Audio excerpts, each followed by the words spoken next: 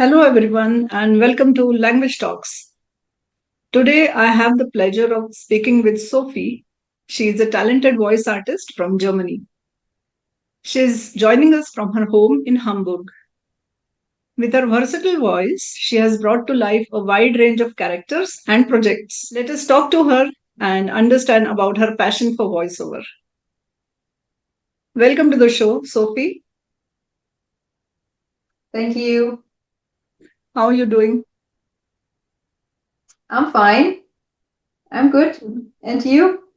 Me too. Thank you. So, I would like to start by asking you, how did it all begin for you as a voiceover artist? Actually, it began as a child because I always liked to read out loud and to read out loud to my parents and to my schoolmates. And it always made fun to be like different characters and to make different sounds with your voice and become something different than yourself.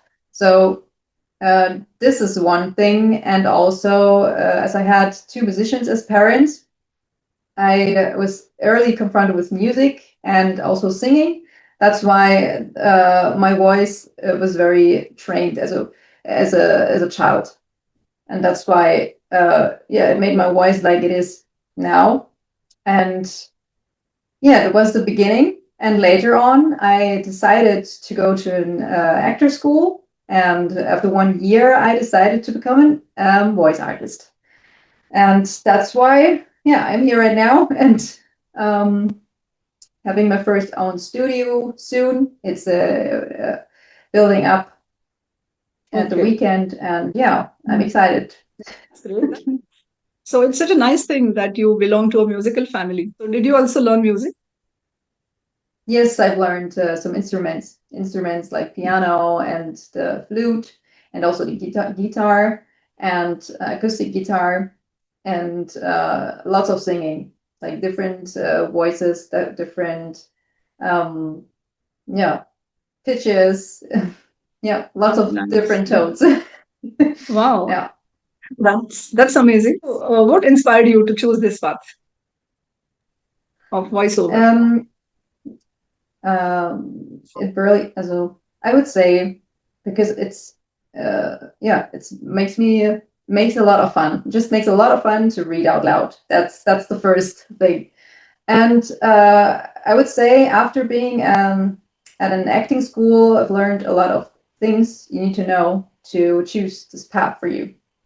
And after that, I have informed myself on the internet, what do you need, and uh, had my partner on my side, who helped me very much to get the things you need to have to record everything. And this thing is very expensive to get this equipment you need. And yeah, I had a financial help, and yes, this was actually because it worked. Everything worked out for me, and that's why the path become real more and more after some time. And now it's, yeah, it's working. Okay. It's Mhm. developing, and yeah, and inspires me every day to see how everything is developing. And yeah, I've always was very inspired from the other professionals, like dubbing actors, and yeah, you hear those voices in the cinema, and then you think, wow, you can do so much with your voice, and it's like it's fitting perfectly for this character which you seeing on the in the cinema. You don't see this person has actually a different voice and sounds different in real life. So it's an art. It's an art to become the person on that, yeah, in that picture. And also in your imaginary, if you read a book, it's the same. Yeah, this is also something which inspires me a lot. Right. So, that's why I think the profession is called voiceover artist. You have to Yes, be an that's right. artist. That's right. Right.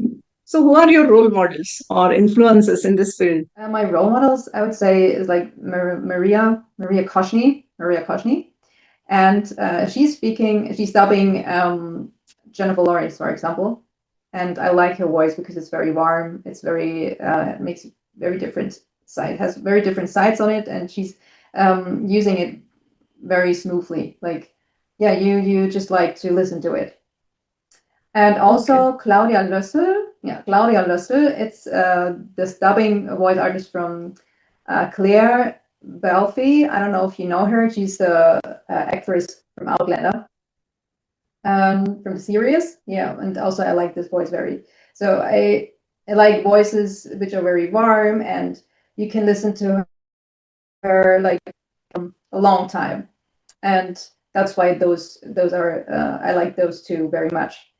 And I would say the voice from Sandra Bullock is also very nice. Has a lot of fun in her voice. Very it makes just yeah, you can laugh all the time with that voice. It's like yeah, it's also very inspiring. That's where you are getting your inspiration from. That's nice to know. Hmm. Mhm. How do you maintain consistency in your voice? I mean, you must be doing so many projects, and there may be so many tones and pitches and accents. So, how do you work around that? Um, the most important thing is if you are a voice artist, then you need to take care of your voice. And it begins to wearing a scarf. If you are riding the bike, for example, you need to have a scarf if it's not like very warm, but the wind is going on, and especially in Hamburg, the wind is strong. So, yeah, you need to take care of your throat because this is where your voice comes from. And if you are ill, then you can't record anything. It's like, yeah, you need to pause like for a long time, and that's why it's so important to take care of it and also train it. Have some exercises. So I'm preparing myself for every project. I'm preparing myself with exercises like directly before I record something. I need to warm up my voice. I need to warm up my mouth, as everything needs to be very smooth and very relaxing, so you can make changes like every second and very live this world which is coming out from the book you read. So I see. Mhm. yeah, this is very important. But Mhm. yeah, other things like um, accents. I don't had a job which I needed to train my accent, especially, but I would say you need to prepare yourself with finding professionals which are good at something like this, and you watch some videos and like listen to the voice and like getting exercises which helping you to find the right accent. And yeah, this is what I would say. Yeah. Okay. Yeah, right. So, a lot of self learning and dedication, hard work goes in it, Yeah, isn't it? that's right. It's a lot of self learning.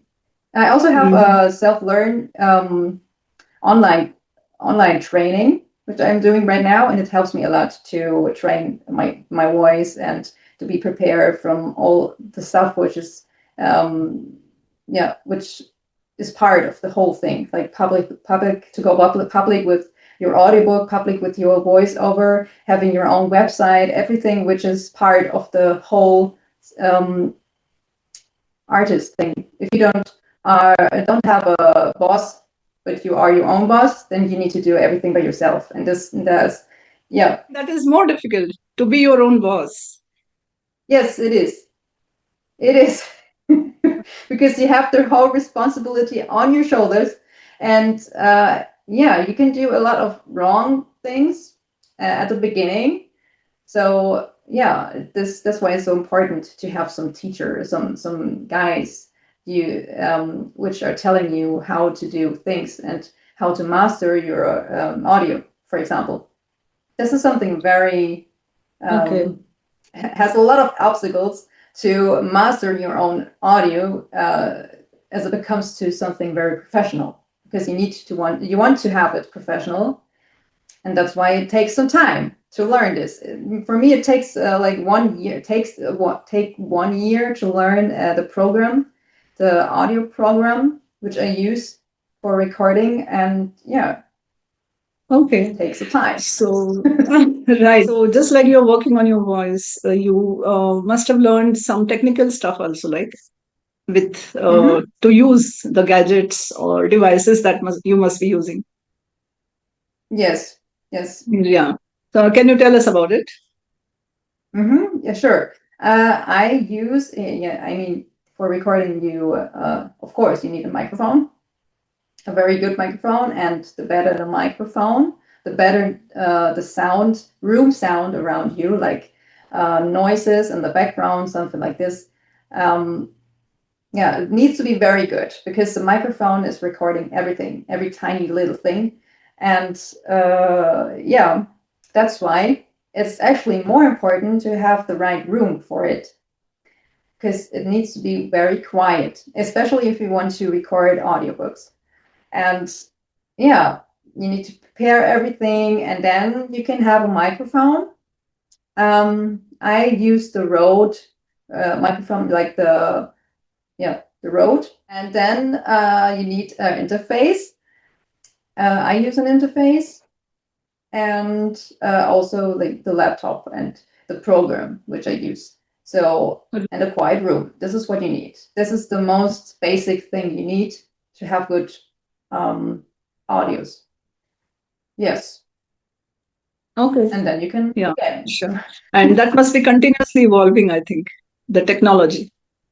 Yes, the technology is very, very, very important because you can be as talented as you want if you don't have the equipment you need for it and good equipment if you really want to go serious with it.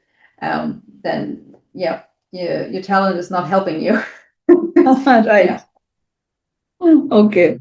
Sophie, you're working in the English voiceover area, and your mother tongue is German, right? Um, I'm choosing both. Like I'm choosing also German, but English I offer also because I've learned it. I like the language. I just like the language, and it's very smooth. And yeah, I use both. Okay. It's nice to know that you will be exploring English, German, and maybe many more languages in the future. Yeah, other languages I really like is, for example, Japanese. Mm-hmm. It's also very nice. And yeah, American English is also very nice. I'm switching between English and American English. You mentioned Japanese, but do any other languages interest you? Just for learning as a hobby? Yeah, I mean English and German for as an artist, as a voiceover artist, and other languages I would say for a hobby. Yeah, but yeah, the only language I can think about right now is Japanese, and Okay, so it will be a completely different language with a different script and all. Sophie, you are a voiceover artist, and you mentioned your passion for the English language and obviously for German as well and Japanese. So, how would you highlight the importance of language as such? the importance of language in recording or like for example reading out the book is because through words something becomes a living thing, and if you use a language in a right or in a very good way and you practice the language and the understanding of every kind of word, then the more you do that, then the more life becomes, the more movement is there in your story, is there in your language, and how you speak or how you tell the story is, yeah, everything is connected to it, to every word. And then the listener is very excited to listen to your voice because it's not only your voice, which is good and smooth, it's also the words you use and how you use the words. So that's why it's very important to practice languages before being a professional voiceover artist. You need to like it. You need to like the language. You need to like the words and all the word which comes through it. You're so right. I mean, language and voice go hand in hand in this profession, I think. Yes, that's right. That's so well said. Thank you. Okay. Sophie, out of the projects that you have handled, you have done, would you like to share a few experiences of those projects with us? Yes, sure. You can find the projects I had on my website, and one of them was, for example, a voiceover, and it made a lot of fun. It's my first voiceover for a video, and it's about nature. And I adapt actually the woman of the video, so it needed to have very detailed work to put your voice on that, uh, on the like the movements on from the mouth from the woman, and I needed to adapt it to the movements. So that was the obstacle on it, and it makes made a lot of fun, I'd say. And yeah, I would do it again. It was a lot of fun. And also the other project right now is the audiobook, and yeah, to read out loud poems. It's also my first time, and yeah, they're very sweet. They're very sweet, and from a young woman, and every poem has its own charm, and so every poem needs to be um, read different, like in a different kind of way, like a new world. For each poem is a new world, and yeah, I'd like to find out about that world and about that place in which you can find a poem. So yeah, has Okay. a lot to things imaginary the world from the poem and from the story that is behind of it. So I also had interviews with the author about her experiences, which she had while she was writing the poems. And this is very interesting. That's the most interesting part, to find out what kind of thoughts are behind. So the most interesting thing about finding out how to record or how to prepare for a audiobook, and this time it's a poem, um, is to have an interview with the author and finding out what was the interest and what was the story behind all of this. And in every poem, she had a different age and different thoughts and different experiences, which she yeah, brought to paper. And sometimes she was inspired by another author and took some texts like poems from other authors and artists, and put them together with her own words. So yeah, very fascinating and interesting to bring the art from another artist to life and make something new out of it. And yeah, I also share everything what I do. I share with the author, and she's very excited. She's very excited to hear it in a very different kind of way, and to hear it with the voice. So it makes a world if it comes with new aspects and new perspectives. Like a new perspective is my perspective through it. So, you're right. And yeah, I also So, what's on the plate right now? on the plate right now is an audiobook from an author. She's called Lisette Adrianampi, and she has written a poem book. So the book is full of poems, like sweet poems and dramatic poems. So it's very yeah, great to record it. And I'm recording it right now for her. It's my first audiobook. Oh, nice. Congratulations. Yes. That was really interesting and a nice conversation with you, Sophie. And thank you so much for sharing your journey with us. And Yeah, I sure. wish you all the best for your projects and for Japanese as well. Yeah, thank you. Thank you so much. Thank you. It was Have a good day. yeah, it was a lot of fun. Thank you. Yeah.